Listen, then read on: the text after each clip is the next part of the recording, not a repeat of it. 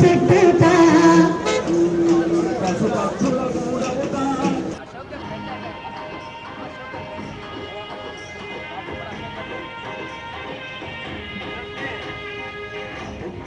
వారసులుగా ఒక చక్కని పాట పరిగణలో పాడతాం. ఇప్పుడు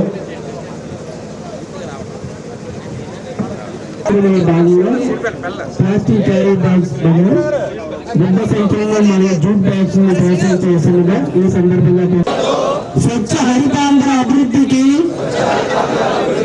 తోడ్పడతానని పచ్చని చెట్టే ప్రగతికి సోపానం పెంచుతానని వనాలను నరకనివ్వనని విరివిగా మొక్కలు నాటుతానని. Okay sir.